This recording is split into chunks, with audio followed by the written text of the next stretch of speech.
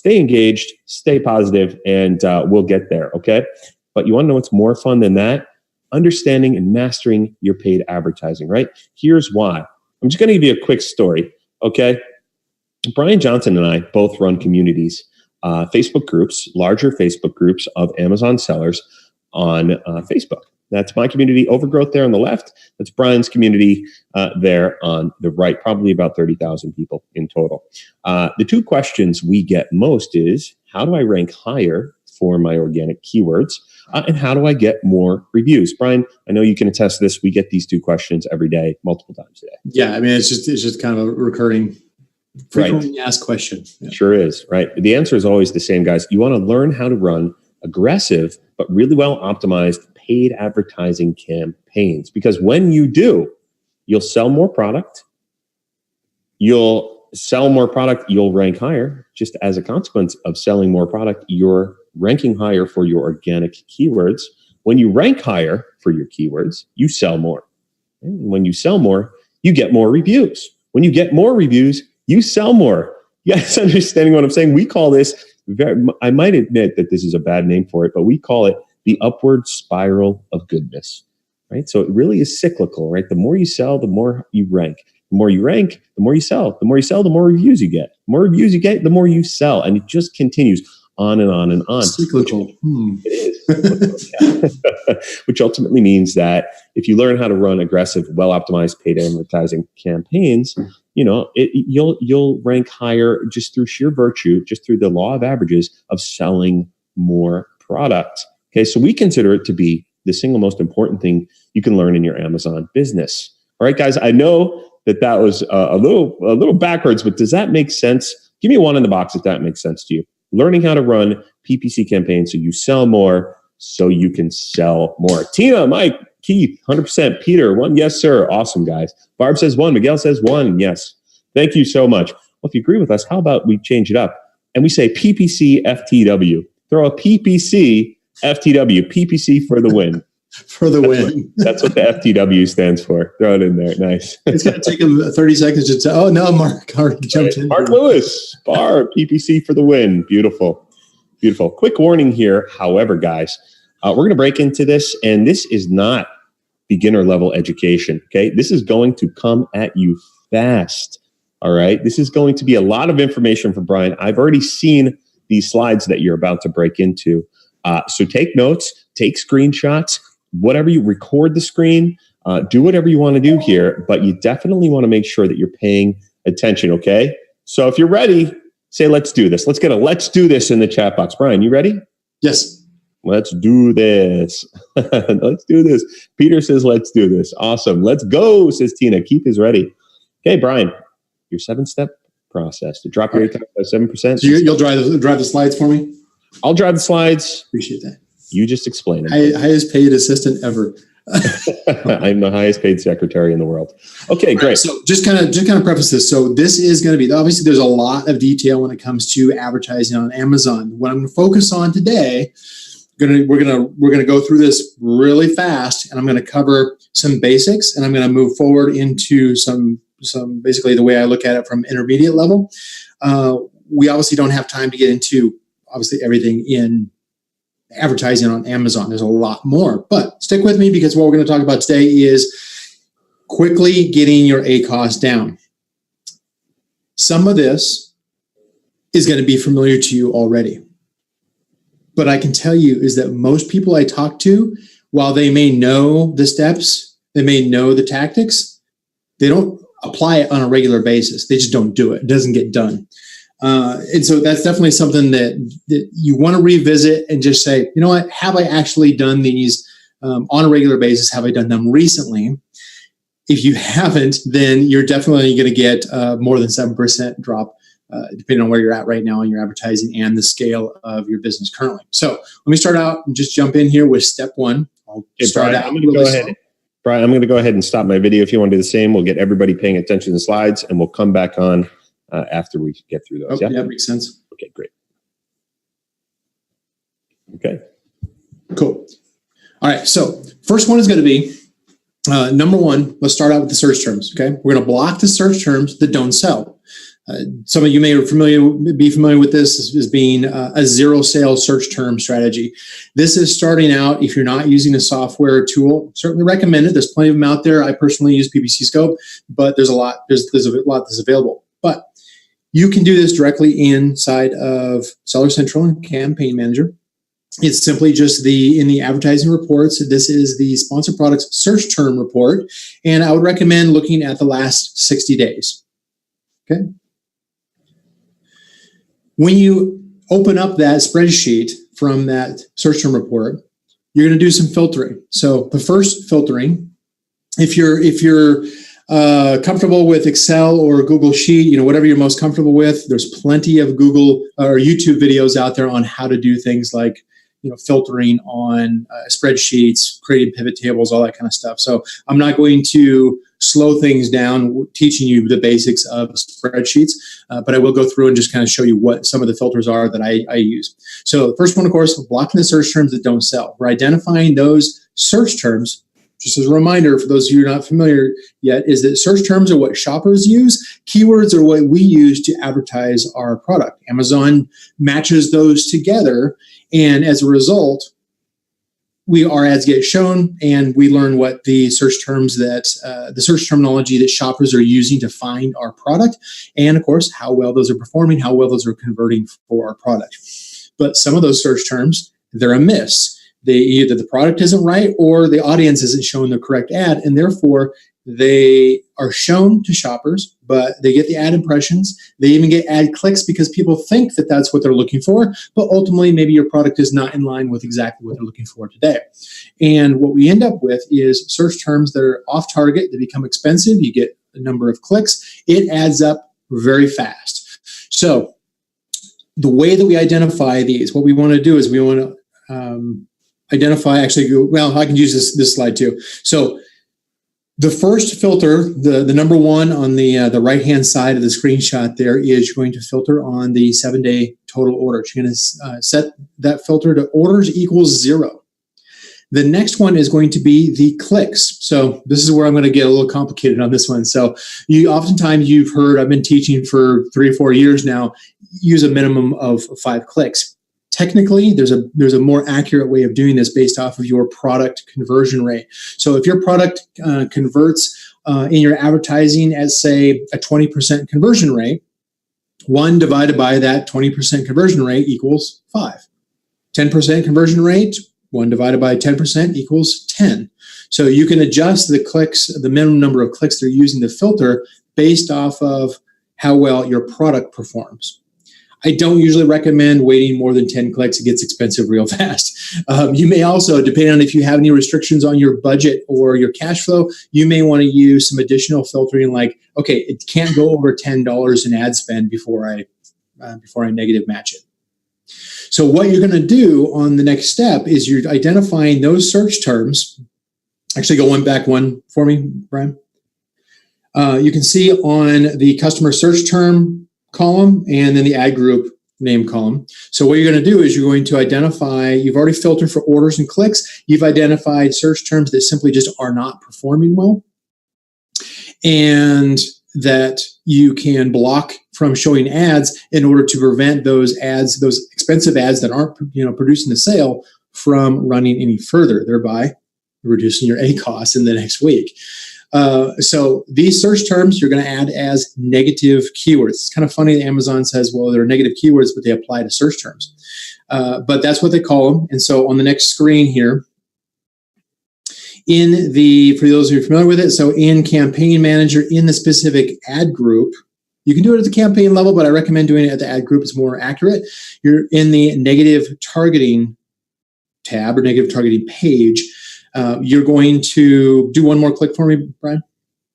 You're going to add those search terms that you found weren't converting as negative exact match keywords. I don't recommend doing phrase under very limited circumstances, but negative exact match, you're going to add those in as negative keywords.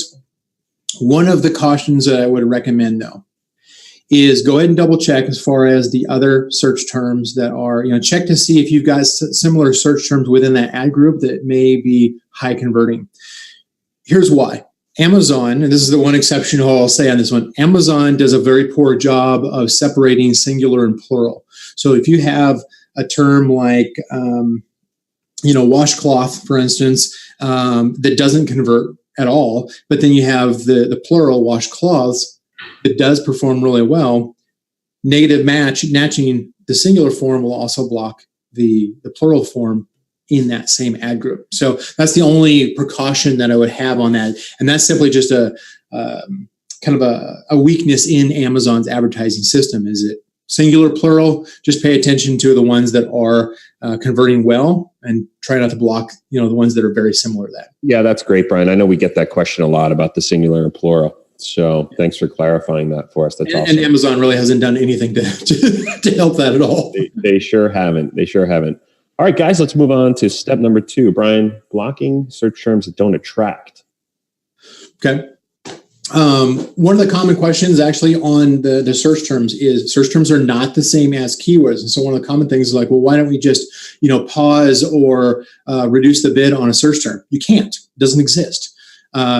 Bid adjustments and pausing work on keywords, not on search terms. So the search terms are what feed into the keywords. So that is a common question that comes up just from a misunderstanding of the difference between search terms and keywords.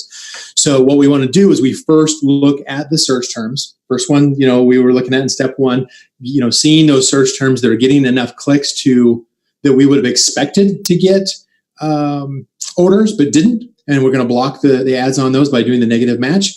And then this one here is where we're going in step 2, we're going to block the search terms that don't attract, meaning those search terms that run ads and yet they don't get very many clicks compared to the number of impressions. That often happens where an ad is shown for maybe there's a disconnect between what the product that's being advertised and what the shopper is searching for. Sometimes that's based off of how we do the advertising. Sometimes it's based off of Amazon thinking that your product is more relevant than it really is. It also happens with very generic terms. One and two word terms can mean a lot of different products on Amazon. So what you want to find is you want to do a filter where you're getting, again, step 1 or part 1 on that is you're looking for the search terms that have 0 orders. But this time, what you're also filtering for is those that have a click-through rate that is less than 0.15%, okay? Very, very low. Typically, we would expect a click-through rate of maybe say 0.3 to 1%. So a 0.15 is suggesting, and actually it's pretty well stating it, that your ad is being shown enough, but shoppers just don't think that your ad is relevant to what they're looking for. That's a signal to you that there's a disconnect there. Part 3 on that is to also set the impressions for a minimum of 1,000. Otherwise, the click-through rate gets skewed a little bit much. Again, like I mentioned before, you're going to negative exact match those within each ad group. So you do have to separate if you're doing it manually. If you're not using software, you will have to go into each ad group and basically group the search terms that you're going to negative match within each ad group. All right, and covered that one. We can move forward. Now, just so you all know is because I'm going through these slides pretty quick, I'm not reading the chat, so I may be missing some of your questions, but we can certainly address those at the end. Because Brian, we're going to do a Q&A at the end, right? Yeah, we'll do a little bit of a Q&A, guys. I am seeing some of your questions here. As Brian's going through this, it's going to be a little difficult to answer these because we've got 7 steps to get through. We obviously don't want to keep you here all day. So we'll get to those at the end. If you can hang some of the more technical questions, we'll try to take a short Q&A. Right. Now, these are going to be these are the core steps. I'm a big believer in Pareto as far as what is the 20% of effort that's going to produce 80% of the results. These 7 steps are that 20%. So these are the most important. Now, there's a lot more exotic and a lot more advanced methods when it comes to optimization. These are the core that if you're not doing it, then you're not going to get efficiency in your ads. So the next one is So this one is basically I was saying before is that, you're going to negative exact match those within the same queue, the same ad group, just like we showed it in the first step. Okay. Gotcha. Wow. Okay, cool. First 2 down. let's move on to step 3. Fast in this. Guys, are you taking screenshots? Are you taking notes? Give me 1. You guys are taking notes and taking screenshots here. Me too if you're not. If you feel like you're missing some things, guys, nice. Peter's recording. Root, Mark, Yun, Walter Morgan, nice. Melanie, good. Keith, this is a lot of information, guys. This is when we sent out the emails about this, when we made the notifications to let you know about this webinar, we certainly said that this is not a webinar for beginners. Okay, so how many of you guys are enjoying this ultra high level of information? How many of you guys are getting to this? Tim said he messed up step 1. That's great. So that's some of the beginning. That's a very common. Yeah. Especially when you're starting out. I mean, even for intermediate advanced, it's easy to forget the basics. This is kind of like the back to the basics, the stuff that works. Gosh, I have to say, I go back to the basics at least once a month, if not once a week. But this is great, Brian. Thank you so much. Let's keep going here.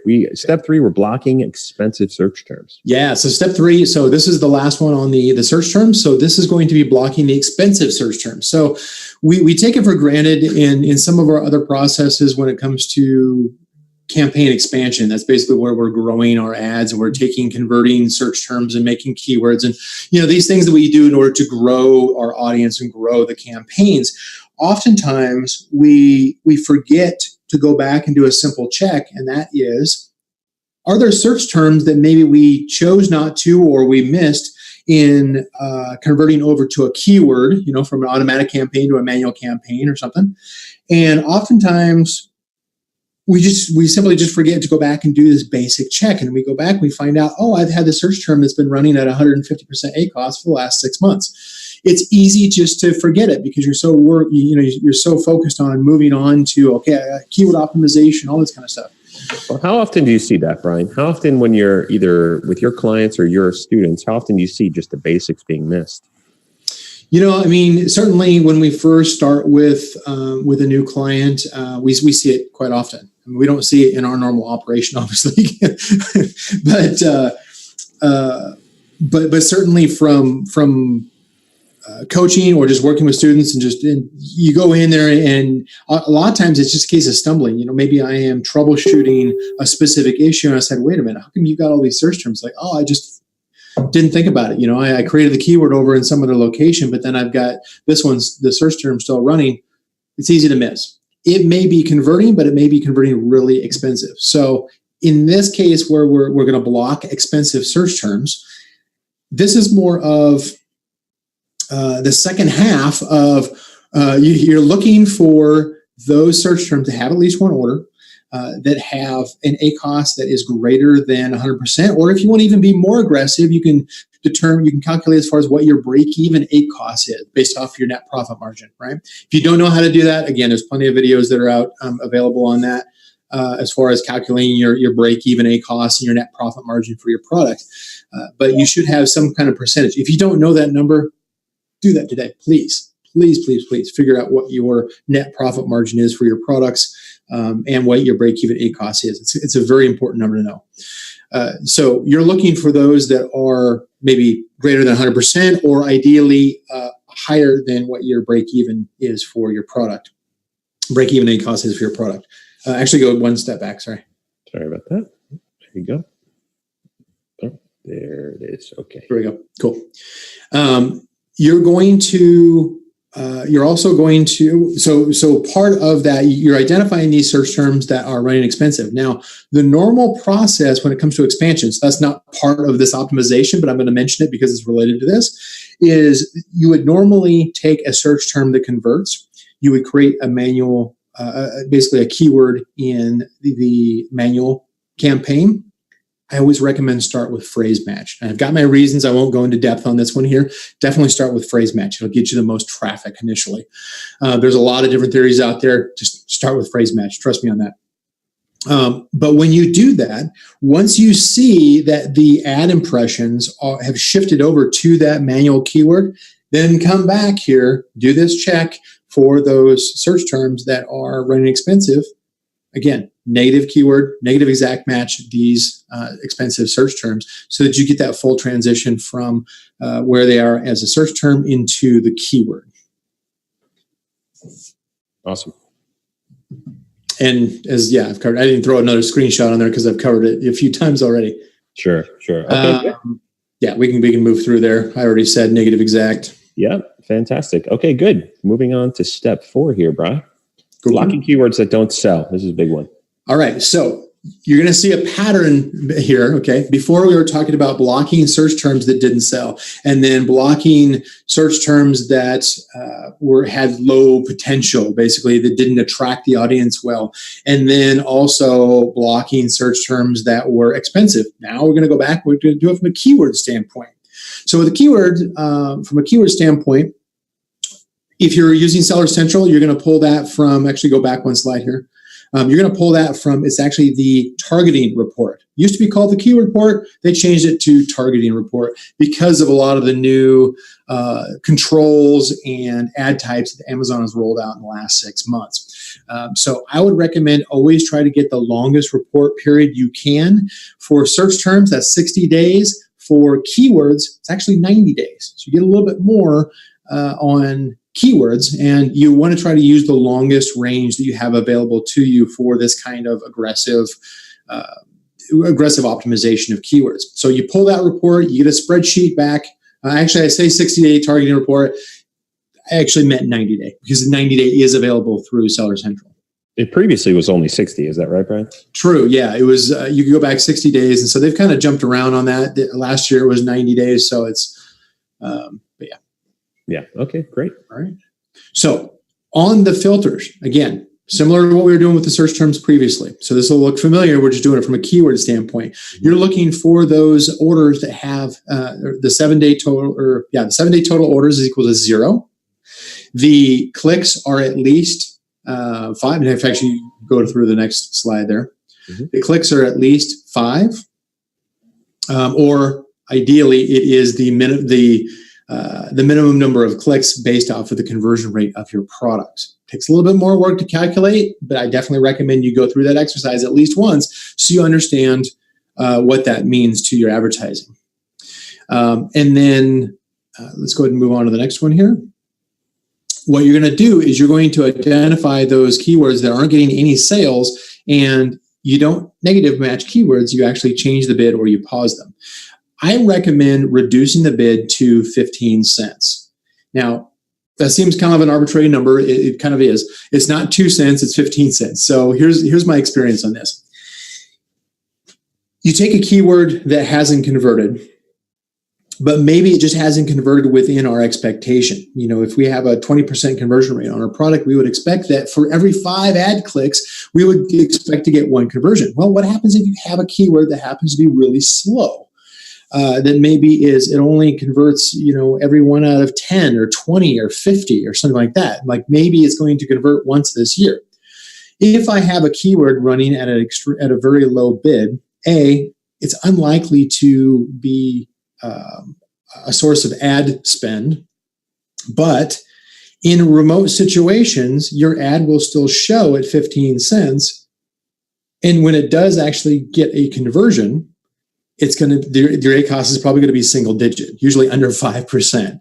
So it becomes what, if any of you have taken Sponsored Products Academy, you would know that as gold panning.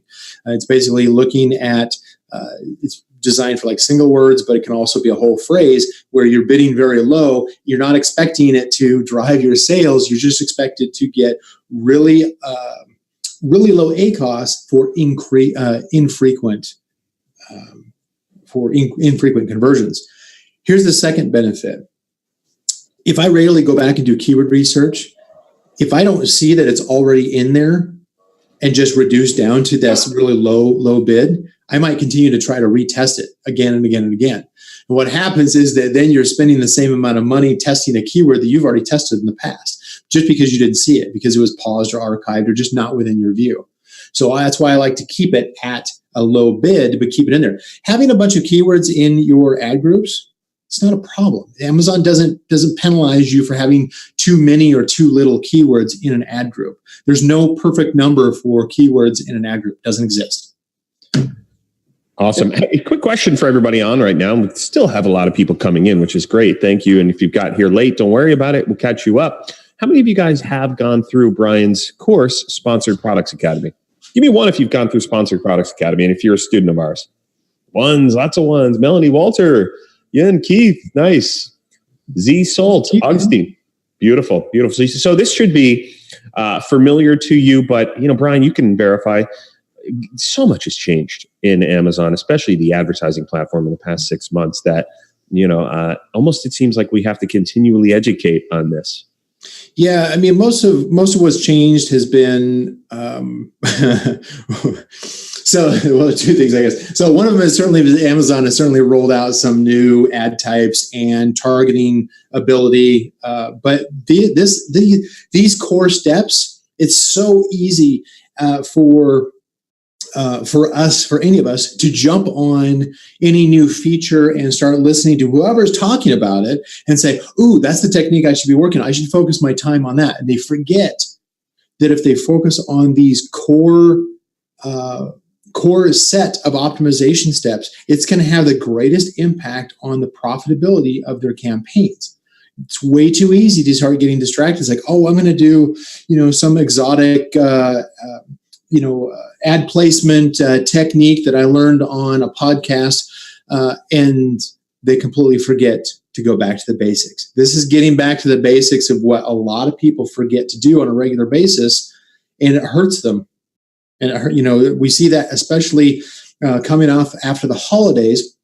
We see so many accounts where it's like, oh man, my ACOS was 30%. During Christmas, and now it's like 60%, in January and February. It's like, what went wrong? Well, go back to the basics. Take care of that first, and you'll see that you'll probably drop down pretty fast just because you went back and took care of the basics. All right. Step 5, also keywords.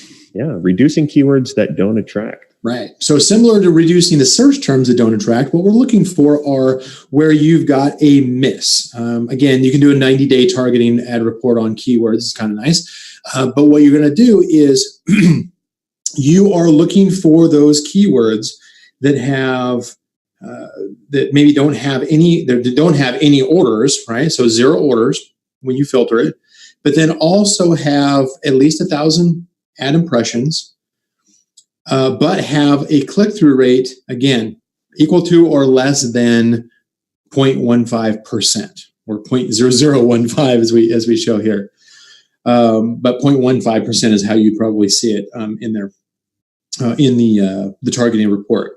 And again, what that is stating is that your ad is showing, but the shopper, when they do a search and they see your ad, they're just not clicking on your ad, even though they're shown the ad, which means it's that shopper that's essentially giving you feedback and saying, I don't see that your ad is relevant to what my intent is in my search. And so you've either missed as far as the keyword research that you've done, you haven't filtered for relevance or something, or you're simply just catching, maybe you're going for too generic of a term or too fringe of a keyword that just doesn't appeal to most of the people who are searching. In other words, there's other products that people are looking for, not necessarily your own.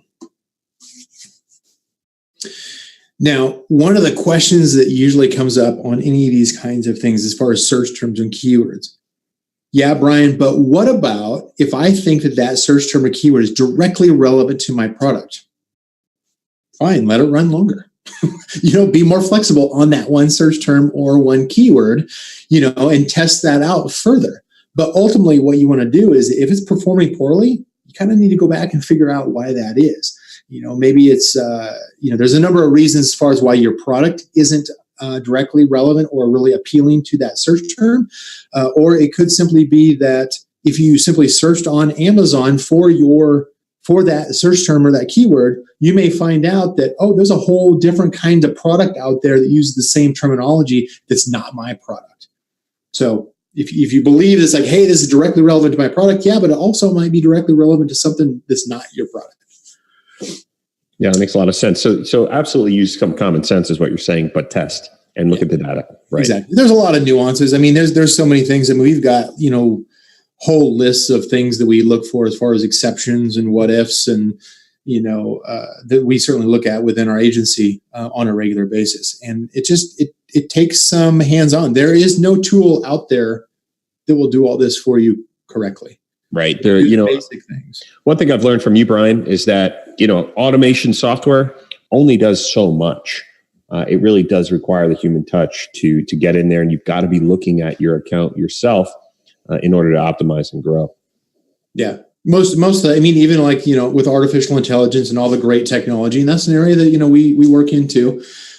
Even with, you know, the latest and greatest technology, don't assume that it's probably still only going to do 20%. Now, it might be the right 20% that gives you enough benefit, but it's likely going to miss the other 80% that gives you a competitive advantage.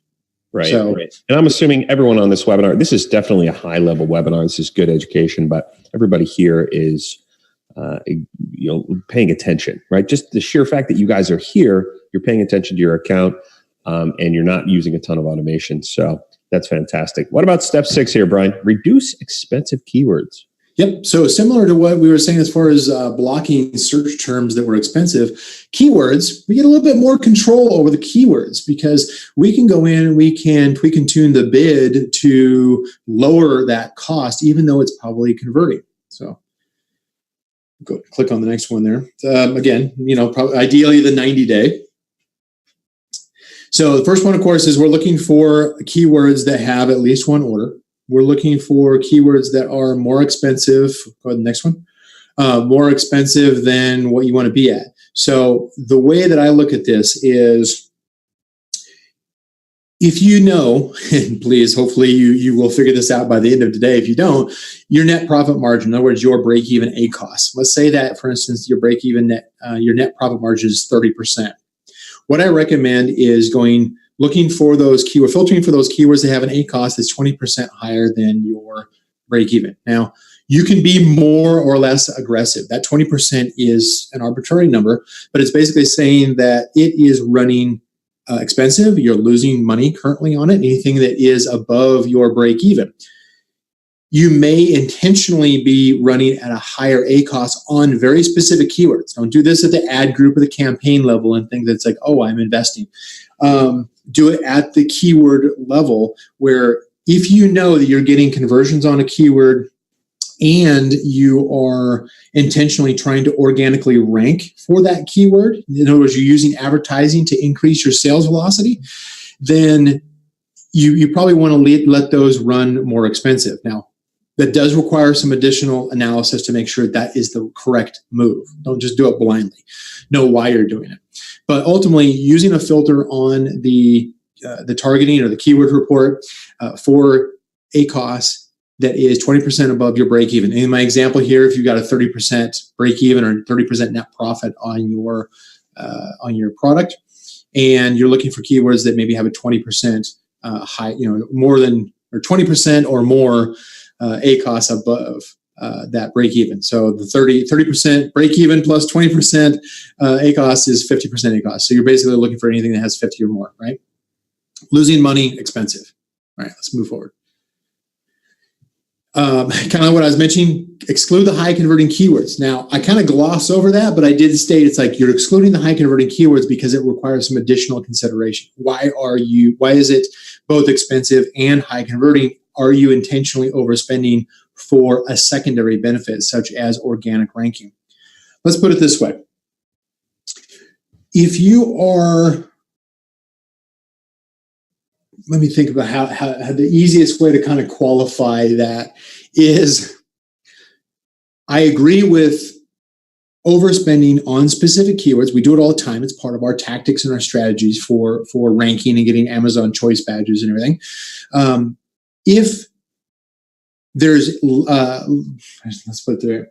If there's a limited amount of competition on keywords that convert well for you in your advertising, then that means that you probably have a better chance of actually going up the organic keyword ranking for that keyword. If you are overbidding on a keyword that is converting, but it's so generic, there's 5,000 or there's 30,000 other listings that come back on Amazon, you're probably not going to hit page 1 through advertising alone, and probably not in the next month, even with external promotions. And there's a lot more consideration that go into it.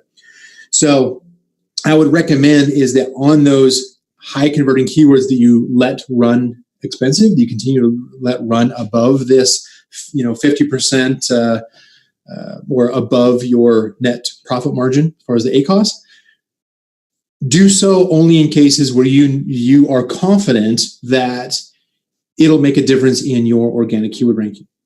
Don't just do it, just convert, it's like, oh, I'm getting a bunch of sales. Yeah, but that's gonna add up when you start adding up the profitability at the end of the year. You're gonna see real quick as far as whether or not that was a smart strategy or not. Actually, go back one step here. Let's see here. The second piece on this is, and this is going to seem kind of odd, but you're not going to change the bid on keywords where the current bid is already less than what's the reported current cost per click. Here's why. If the current bid is already below the current cost per click, then likely you've already done this previously and you've already reduced it. And so reducing it further, just because part of this is because maybe you're looking at a 90-day view of your 90-day keyword report, but maybe last week you reduced the bid or last month you reduced the bid. It hasn't reflected yet across this 90-day report. So it's still coming up as being high ACoS, but you've already adjusted it. So that's kind of the exception on this, is that it's either high converting keywords you want to consider further, or maybe you've already adjusted the bid and the current bid is less than the current cost per click that's being reported on the targeting report. Okay, so Brian, how you doing over there? You're kicking butt. Need to get a drink of water? Yep. I just got the drink of water. I'm good. Good. Okay, great. And I know I'm flying through some of this, pretty fast. But anyway, the tactic on this, what you do when you identify those keywords that convert, but they convert expensive. This is assuming this is not one you start out with. You definitely want to make sure that you have already optimized the search terms that feed into those keywords. That's kind of where I started out with, steps 1 through 3, you're addressing the search terms first because the search terms feed into these keywords. That's why some of these keywords are really expensive, is because you've got really expensive search terms or non-performing search terms that are dragging down the performance. So in the past, I've said, wait a week, for instance, between optimizing search terms versus keywords. I'm okay with being very aggressive. You can always go back and undo it or bring back a keyword that you find later on maybe was converting and you just over-optimized. That's fine. But in order for you to get aggressive with getting more profitability in your campaigns, you can't wait around. You can't just kind of nickel and dime this. You've got to be aggressive initially, and then take a look at the results over the next week or two and see how things like sales and everything does, and go back and review it. But this is something we constantly go in a cycle on within the agency. But what I would recommend is reducing the expensive keywords. Now, for those of you who have seen, I've actually had previous optimization checklists out there, and I've had different versions of those. And I've usually broken this up into 3 different tiers. Really expensive ones, drop the bid by 40%, and somewhat expensive, drop by 20%. I'm just going to say, okay, let's just use one standard one here and just say drop it by 33% below the current cost per click. So here's how this goes. So let's say you have a $4 bid on a keyword and you have a current cost per click of $2. You're not dropping the bid by 33% because that's not even going to get down to where the current cost per click is, that is already being stated as being expensive from an ACoS standpoint. So you want to take a look at what is the current cost per click and then reduce from there. And 33% is aggressive, but for you to really work fast in getting that ACoS down in a short period of time, you're going to have to be more aggressive and make some aggressive decisions when it comes to optimization. I'm a big believer in focusing on the keywords that have demonstrated that they're performing well and they're performing profitable. If your main focus is cash flow and profitability, you've got to commit to what is profitable, and you've got to cut the bleeders that maybe are producing sales but are killing your cash flow. So if your cash flow, like I said, if cash flow and profitability is your first priority, if that's your biggest pain point, get aggressive with this. 33% off of the cost per click for that keyword. Okay. Got it. Okay, cool. Everyone good? Everyone taking screenshots? How many of you guys are keeping up right now? I know I see some questions here. We'll get to those in a few. How's everyone doing? Give me a 1 if you guys are keeping up here. If this is really incredible information, Brian, you're a wealth of knowledge. It's funny. I've been working as a partner with Brian for 4 years. And even here, I'm learning things. I'm taking notes. I'm scribbling notes here on my iPad along with everybody else. Keith says he's always killing it, as always. Nice. Peter, Mark, Frederick, Root, Ben, Walter Morgan. How you doing? Abhi, Jerry. Thanks, guys. Thanks for staying engaged and involved here. Step 7. Pause duplicate keywords, Brian. This is where it gets... this is going to get ugly, okay? So for those of you who are not familiar with, this is going to use a pivot table, okay? So I'm not going to walk you through as far as how to create a pivot table. Like I said before, go on YouTube and say, how do I create a pivot table in Excel? How do I create a pivot table in Google Sheets? There's way better instruction on YouTube about creating pivot tables than what I'm going to show you here without putting you to sleep. So and I don't know if... I'm hoping that the next slide here is going to be, I would definitely take a screenshot of this. Oh, you did? Okay, cool. Because I had this screen messed up before we started, so I'm glad you fixed that, Brian. Okay, so let's go back one here, and I'll go through the rules here. A pivot table is a way of organizing data on a spreadsheet. So you've got your targeting report that you pull, basically your keyword report that you pulled from Seller Central. Now what you're doing is you're creating this pivot table which combines essentially what it does is it ignores the way that Amazon segments by campaigns and ad groups and match types and all this kind of stuff as far as the keywords. It basically goes in and says, let me look at all of the keywords at once. And so the way that I would do this is you row 1 on a pivot table, on the settings for a pivot table, and I'll show you on the next screen what that looks like inside of Excel, but row 1 is going to be for targeting. Targeting is your keywords, right? Row 2 is going to be by campaign. In other words, what we're looking for is where is this keyword in multiple locations, in duplicate locations. Duplication, there's some history regarding the use of the terminology duplication. I'm not going to go into that. It's just, that's kind of a rabbit hole. But what we're trying to say, all we're trying to say on this as far as duplicate keywords is not that keywords in multiple locations is bad. It's what I'm saying is Pareto, 20%. Where is this keyword best going to perform to produce 80% of the results that I'm looking for right now? In other words, it's going to be a return on ad spend or profitability, however you want to do it. You could look at this if you're doing a different strategy where you're trying to grow. You might be, grow a campaign or get keyword ranking. You might look at this from a different standpoint where instead of return on ad spend or ACoS, you're looking at conversion rate, for instance.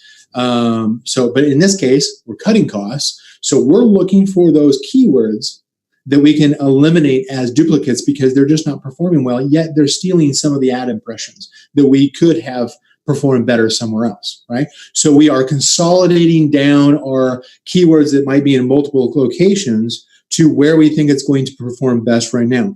You might be in 10 different places as far as the same keyword. You don't have to pick one. Pick the top 3. It's about shrinking it, focusing to where you're going to get the biggest bang for the buck, where you're going to get the best return on your investment for the keywords. So it's a bit of a cleanup. Can we show them the screenshot? Yeah.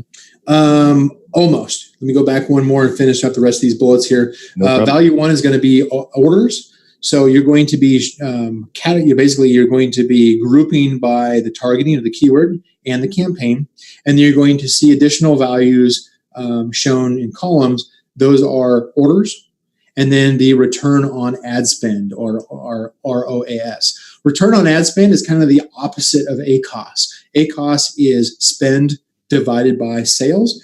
Return on ad spend is sales divided by spend. In other words, it's saying for every ad dollar that I put in, how many sales do I get back? That's what return on ad spend is. Just another way of looking at it. We want to set that to average, right? By default, it's set to sum.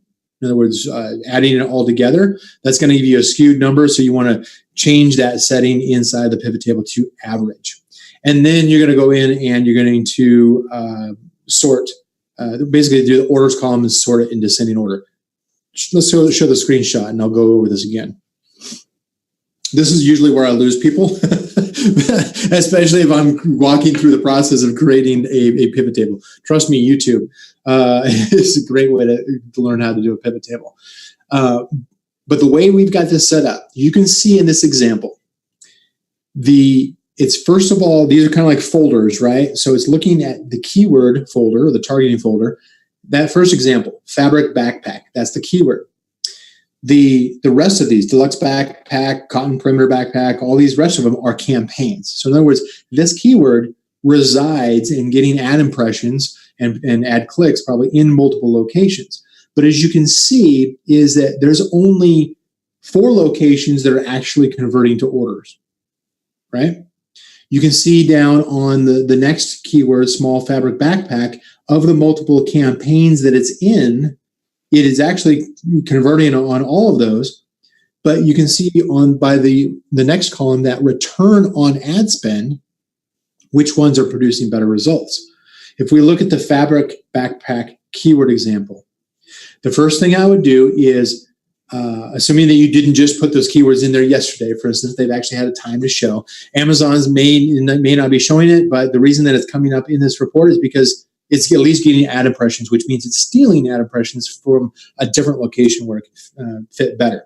So what I would recommend doing, this is where it starts getting into some work, because you have to do this. There's not a quick way of doing it. There's not an automated way of doing it, but it is definitely necessary to do this. So I would go in and reduce the bid, possibly even pause the keyword inside of for fabric backpack keyword. I would pause the ones that have 0 orders. So those like all perimeter, deluxe style, deluxe 513, cotton backpack, all of those, I just pause. The impressions in those other locations are likely going to, at least most part, going to shift over to those other locations. Those are the campaigns where it is converting. Now within, let's say, the deluxe backpack, it's got 197 orders. It has a return on ad spend of $7.58. That's a really good return on ad spend. Typically, you start getting above $3 or $4 as far as the ROAS. That's a good number to have. What's interesting is what kind of an outlier here is you look at that 505 alert backpack. It has 1 order, but it has a return on ad spend of $21. That doesn't mean that you want to shift, you want to shut down the other locations so that it's only on this 505 alert backpack because it's only had 1 order. It hasn't really proven itself. However, I would take a look more in depth at, say, the cotton perimeter backpack and determine, is there additional detail? Maybe there's multiple match types or ad groups where you can go one step. You can do that right in the pivot table. You can simply just click on the match type option, and it'll then break it down even further to show you maybe which match types are performing well for this particular product. There's no one magical match type that works best. Each of them have their benefits and their weaknesses. But when you're going through and you're consolidating these keywords, you're reducing the number of locations that they exist so that you get more ad impressions shown where it's actually going to produce orders, and ideally where it's going to have the best return on ad spend. This is what I'm sure is going to beg some questions. Oh yeah, absolutely. I know. I know they're coming. Let's move on to step 2. Yeah, and this is just kind of like that screenshot. I think I clarified most of it on that screenshot. Surely. There's obviously a lot more depth and analysis. I've got a reputation for being able to kind of read the tea leaves, be able to look at things and just kind of know. But it's not like it's, it's not like it's, you have to be perfect at it. It's just a case of doing it. Each one of these. It's repetition. It's really repetition, guys. It's really a matter of just getting in there and learning the process. Once you've got the fundamentals, I mean, I know, Brian, you started with the fundamentals. You really moved quickly through them and then you got up to the more advanced, you've got to be sweating at this point. How many of you guys are feeling like this kid here? How many of you feel a little bit like you're drinking from a fire hose? Give me a 1 if you feel like you're drinking from a fire hose right now. How many of you are keeping up? Give us a 2 if you feel like you're keeping up. Throw it in the chat box, guys. I know that was a lot of information that Brian's coming at you. Okay, what's funny is that the 2s is everybody who's already gone through Academy. right. Good, guys. Okay. I think the question is here, is this a lot of work? And Brian, the answer is undoubtedly yes. Well, those first ones you should be able to handle. The ones that are going to, cut your ACOS in, 7 days. If you do the first 6 of those 7, you're going to make some great advances. Yeah. That 7th one, yes, you definitely start getting into some, you got to spend some hours on that one. Brian, I'm going to pop on my video here again if you want to. We can start taking some questions here. You can see me sweating? No. Yeah. Are you wiping the sweat from your forehead? It's actually kind of warm here. It's like this, South Central Texas weather, it's like one day to the next. Yeah. Right. Well, here's the thing though. If you follow these steps, are you going to be able to reduce your ACOS, 7% in 7 days? And so that is absolutely. I've seen Brian do it. I've done it many, many times in many different campaigns. So absolutely. And here's kind of the truth of the matter. The likelihood, guys, of your competition knowing how to do this or even being on this exact webinar right now with you is slim to none. I mean, they're not here. So you are. So you've already got an advantage. And it means that if you're willing to put in the work to understand what Brian just taught us all today, not only are you going to dramatically reduce your ACOS in 7 days, but you'll also be able to outspend your competition, right? Because you'll have profitable campaigns. The more you do this, the more consistently you do this, the more you'll have profitable campaigns. And if you're profitable, the likelihood of your competition being profitable is very, very low. I mean, Brian, what percentage of people actually follow this instruction and do it the way that you train it? As far as all the sellers in the United States? I mean, it's such a slim 5%. Right? Nobody. So when you can outspend your competition, means you'll sell more, right? It means you'll drastically increase your organic rankings. Of course, it just comes back to the most simple equation that when you sell more, you increase your organic rankings.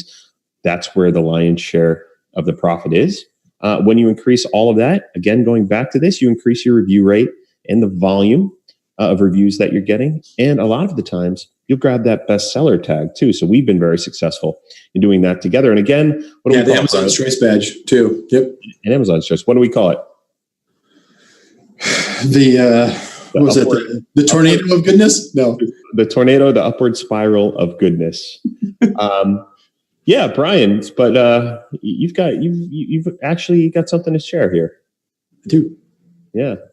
You launched something here recently. You want to talk a bit about that? Yeah. So last year we launched Canopy Management. So this is our Amazon ad agency. We do work with a number of premium brands in the world, and part of what we do is we deliver success for the clients, and so that's our stock in trade. We work with the best. We hire the best. We're constantly working on advancing our technology and our methods and testing pretty much 24/7. We're always on it. So. Yeah, absolutely. And, where can people go if they want to talk to you about actually? Yeah. So our ad agency, you can find it over at www.canopy.management. And specifically, if you want to submit a form to see whether or not we're a good fit, you can use the get-started page. That'll give you a pretty straightforward form. It's pretty simple. If it's a good fit, then definitely I will reach out to you and we'll set up a call where we can talk about your business and go through, of course, your advertising and see whether or not we can help. Can I just put it in the chat box? Yeah, I also put it in the chat box there for everybody. If you're looking to have Brian help you out and actually take on your full campaign, go ahead and go to the Get Started site there. And I believe after that form is submitted and provided everyone's a good fit, you'll actually jump on a call with them. Definitely. Yep. Yeah, we actually put together, in fact, one of the things we do is we go through and we do a projection. So in other words, we'll talk a little bit about that. I think we get into that here. Okay. But I loved what you said the other day about passing the PPC.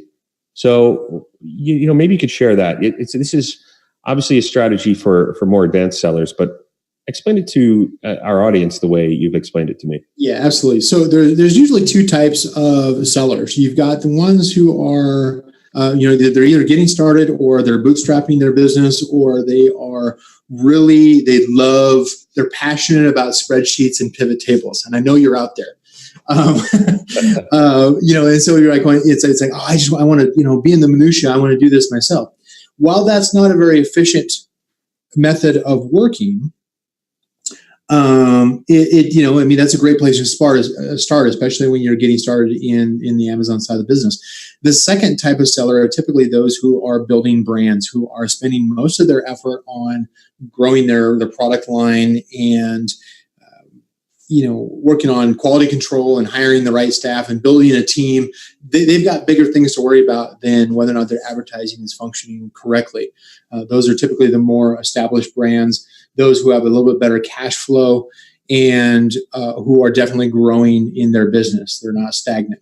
Those are ideally the type of sellers that are in the right position that we can excel at. We do a fantastic job for the brands that we work with, and it definitely, it becomes a working relationship. In other words, we say client earlier, but really we look at it from a standpoint that it's more of a partnership. Absolutely. Because we enjoy helping our partners reach success, and so we definitely see it more as a partnership than just a client agency relationship. As an Amazon seller myself, I've built, 3 accounts and 8 brands and 8 other businesses not included. I want to ask everybody here on the webinar right now, answer this question for me. What's your most valuable resource in your Amazon business right now? Peter says time, a couple of more times there. What's your most valuable resource in your business? Okay, I would agree with you that time is valuable, but it's not your most valuable resource. Right? The most valuable resource in your business is headspace. So how many CEOs do we have out there? How many founders of their own Amazon business? If you're a founder, give me a 1. If you founded and you're the CEO of your own Amazon business, please put a 1 in the box. Okay, Abby, Mike, Peter, Walter, Keith, absolutely. So headspace, Colvin, fantastic. As I said, I've built 8 multi-million-dollar businesses myself. And the one thing that I know as the founder, as the CEO, what you need more than anything is headspace, right? That space where you're reducing all the noise and pressure around you to create. As entrepreneurs, what we do is we create out of thin air. And if you don't have the headspace to be creative, your business will not go anywhere. And, for me, for somebody that's not very, very detail oriented and doesn't love pivot tables, passing that off to somebody like Brian, I've just luckily had the good fortune to have Brian manage my own pay-per-click for the past 4 years. It's given me so much time and so much headspace. I focused on the more valuable aspects of my business, which is finding new products, growing new brands, new strategies, driving external traffic, ranking, things along those lines. So we always like to say hashtag pass the PPC. How many of you guys can give me a hashtag pass the PPC in the chat box right now? Right, pass the PPC. That's what we say. Nice. Keith, thank you very much. Awesome.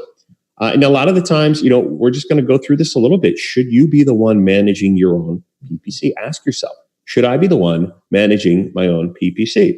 Well, the answer is yes, if you're just starting out. Okay? If you're tight on cash and capital, absolutely need to be managing your own PPC. If you don't have the cash to hire a team or hire somebody in-house, you should be doing it yourself. Okay, if you've put in the time and you've gone through the substantial learning curve, then yes, manage your PPC. If that's something that you do and you truly love numbers, spreadsheets, pivot tables, and heavy data crunching like Brian Jhonson. I like your emoji there. That's like Brian, no, I'm not going to do that. That emoji is me when it comes to pivot tables. So, in that case, don't pass the PPC. But if here's the people that should pass it on to a professional like you, Brian. If you've established your brand, if you found sustainable products, okay, and you're growing and you want to grow and you've got big growth goals in mind, absolutely pass the PPC. Okay. If you have that working capital, if you've got that brand established and you have a budget in mind, to pass the PPC. Do it. Remember, an investment in somebody great to handle that aspect of your business, or for that matter, any aspect of your business, should produce a heavy ROI. So consider it an investment. If you've got that capital to invest, pass the PPC. Okay.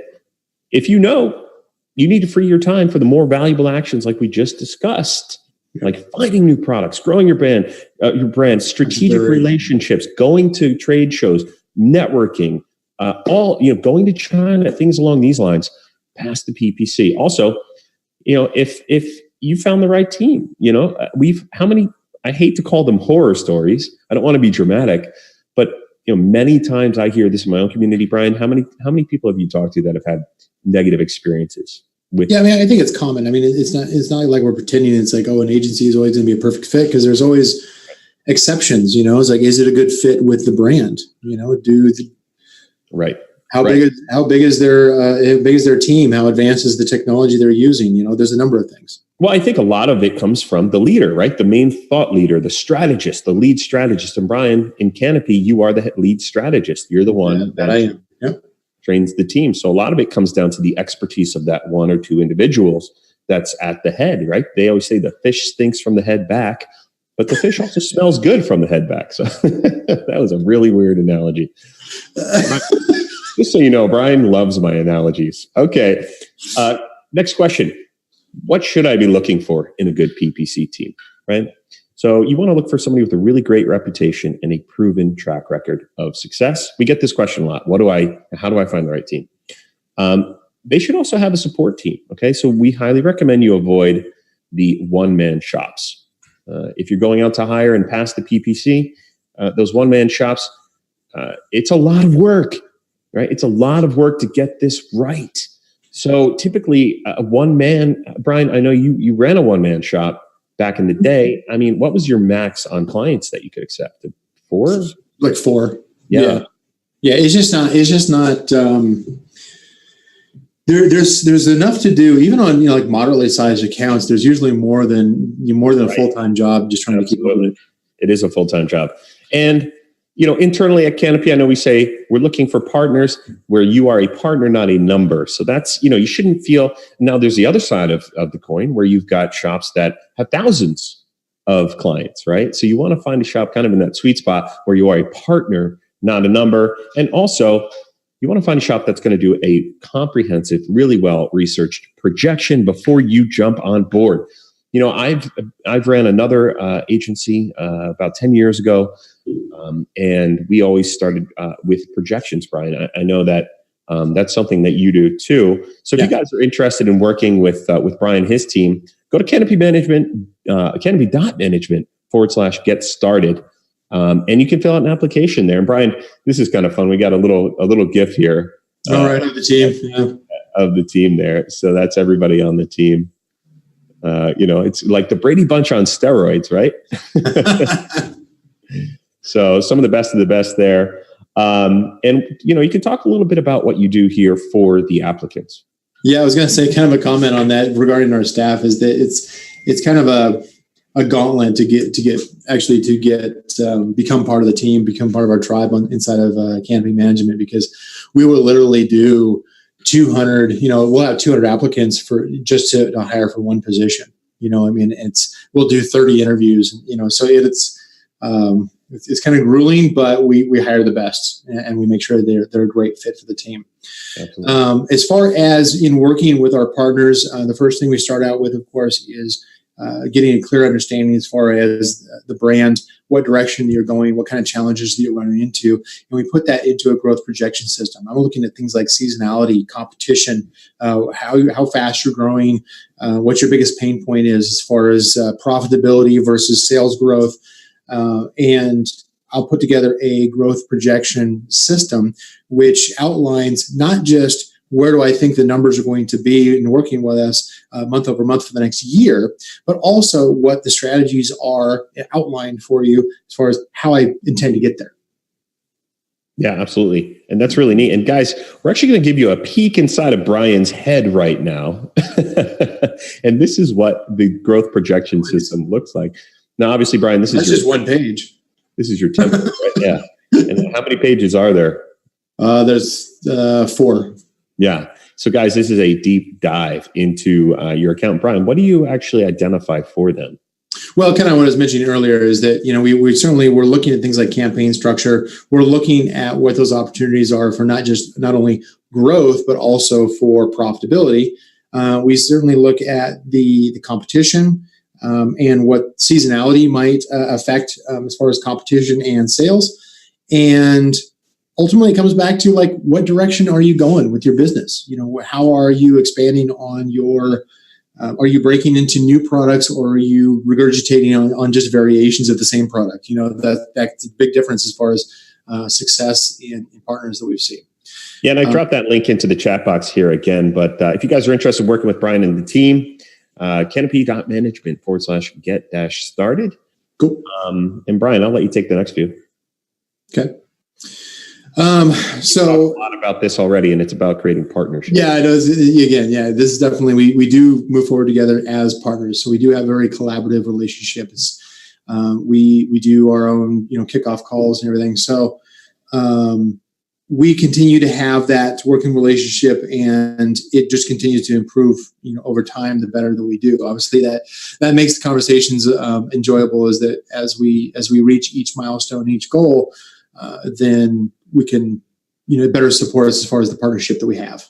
Absolutely. And also, you get access to everything that we've ever done. When you're a Canopy partner, of course, Sponsored Products Academy 2.0, one of the, if not the top selling pay-per-click course in the world, you're going to get full. I think we charge $1,000 or $2,000, I'm sorry, for this course.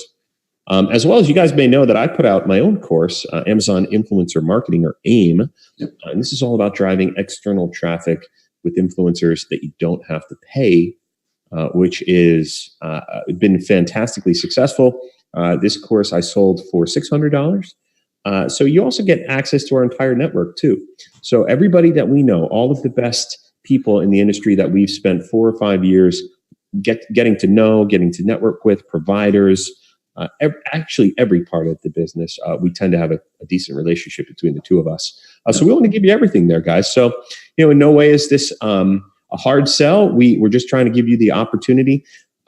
Full disclosure here, not everybody that applies will be qualified.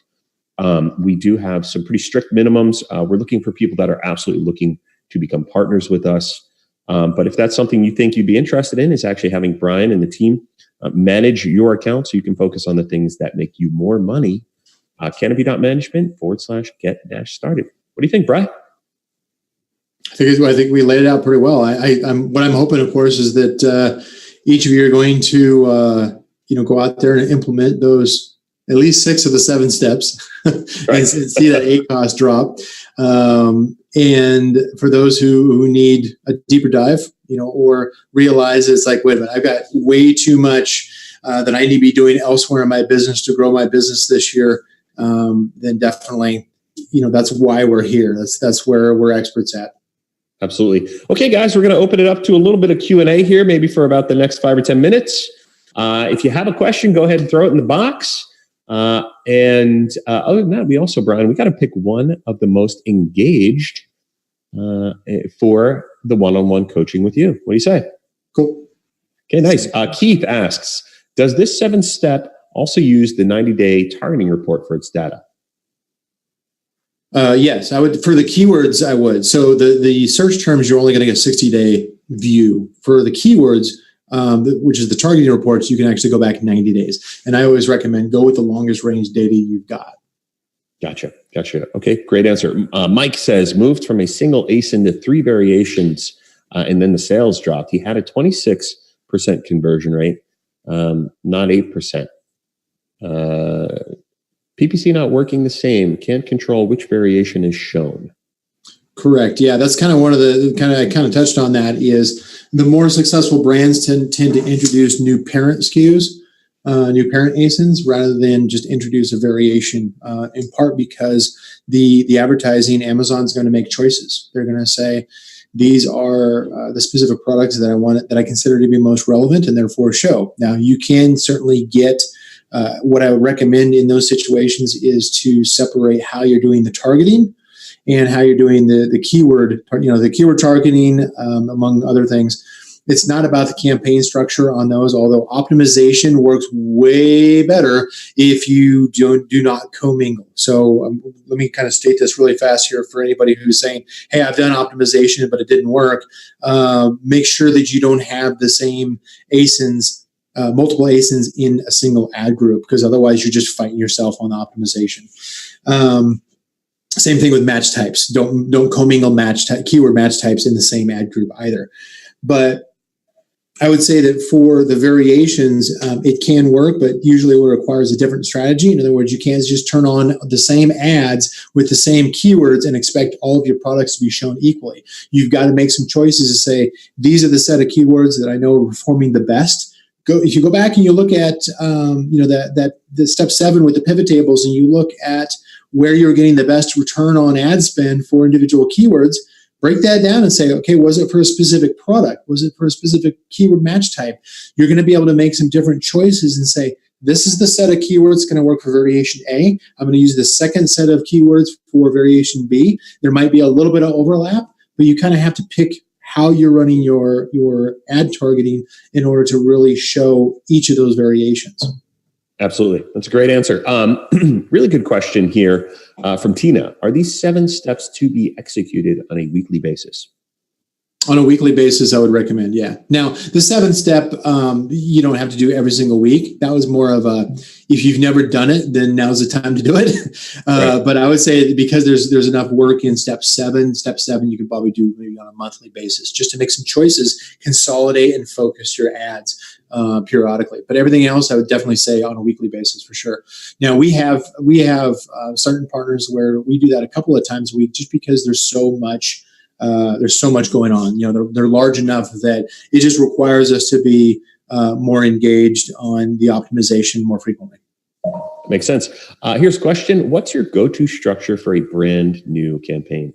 So brand new, I would actually recommend that historically, I always taught you got an automatic campaign with an ad group, but for an automatic campaign for a product group, products that are similar parent-child type, grouping. You can use a single automatic campaign and then separate each product into a separate ad group. That's usually what you're going to do, is you're going to set that fairly low in bid. The manual campaign you set up, I would set up, if I'm going to start from scratch, I might set it up. I would recommend setting it up so that you've got 3 different campaigns. In other words, you would have an exact match manual campaign, a phrase match manual campaign, and a broad match. The only reason I say that is because if you get down to the point where it basically creates 3 different campaigns for you to work with, and then later on that's going to make a bigger difference. That's kind of why I set it up that way. Traditionally, I would say create a single manual campaign and then do different match type ad groups for each product. So you basically, if you've got 4 products and 3 different match types, you end up with 12 ad groups. That's fine. It works well. It really works as far as the optimization. Certainly these 6, the first 6 steps here works great as far as the optimization. So it's more effective. But ultimately, if you're just starting out and you've got 3 different campaigns when you start out, then once you get past that initial aging period, which takes about 4 to 6 weeks before Amazon really starts to learn each campaign and really starts, the performance starts improving. It takes about 4 to 6 weeks. Then what you have is that when you go to consolidate 2 months down the road or 6 months down the road, you've got 3 choices to work with as far as okay, what's my best performing campaign? You're not forced to, and you can basically repurpose any of those campaigns later on. For different ad placement, for different types of consolidation, to say, hey, here's all my converting keywords, I'm going to put them into this one campaign. Don't create a new campaign for down the road to house your converting keywords. Make sure you're using an existing, well-aged, high-performing campaign for your best keywords. Yeah, that's great advice. And that's exactly what I've been doing, what you've been doing for me. It works a lot. Ben says, thanks. Of course, Ben. Mike says, I'm sorry, actually, it was Mark. He says, hi, Brian. What would be your best advice on optimizing lower converting products? So he says his conversion rate is about 5 to 7%. On single digit conversion rates, the first thing I would recommend is what kind of split testing can you do to increase the conversion rate? That would be the first thing. Exactly. So I guess the question to Mark is, have you done any split testing to, product images, copy, price? Is that a consequence of low review rating, right? But let's say he has. Let's just take it from an advertising standpoint. This is where that focus, that Pareto. Okay, if you have a dozen products, let's say, and you only have 2 of those that really perform well, invest your money on the advertising that where it matters the most, as far as where you've got your aggressive, high converting keywords. You're going to see over time that your ad data is going to say, well, this particular keyword really converts well for this particular variation, but maybe not so well on the other ones. Continue to focus. Don't try to dilute across and say, I'm going to try to have all of my variations showing for all of my ads. That's not a good use of your money, because kind of the discussion on step 7, as far as that return on ad spend, you may get very low return on your ad spend just trying to force a variation that doesn't convert very well. Your ad spend is much better spent on the higher converting products. That this is assuming that you've got a mix of variations that some are higher converting, and then you've got lower converting variations. Shift the ad spend over to where you're going to get the biggest return on the ad spend.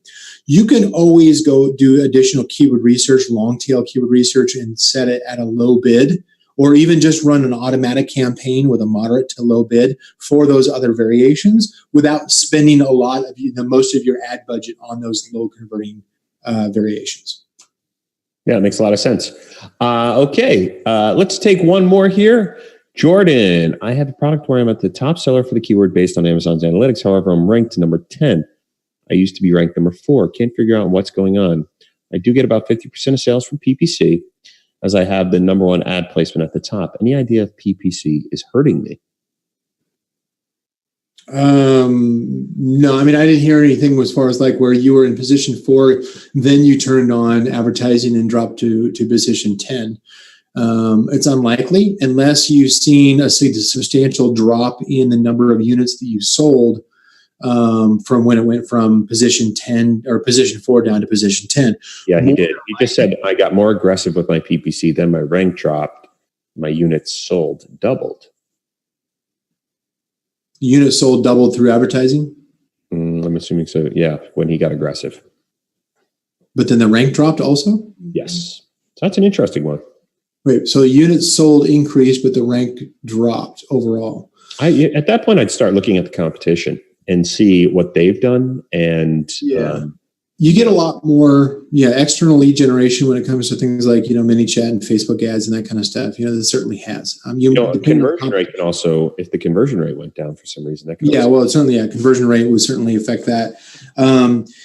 Keep in mind too is that because we don't have the read, we don't have the feedback as far as which keywords convert organically. Now, the exception on that is you've got a little bit of visibility if you've got access to brand analytics, which is something we use quite a bit internally in the agency. With brand analytics, you can get a little bit of insight as far as your competition and how certain keywords are converting. But keep in mind is that just because you're advertising, you may have a keyword or a search term that converts the most in your advertising, doesn't mean it's the highest converting keyword for your product overall. So if you are shifting from one keyword, but if you're being a lot more aggressive on specific keywords that maybe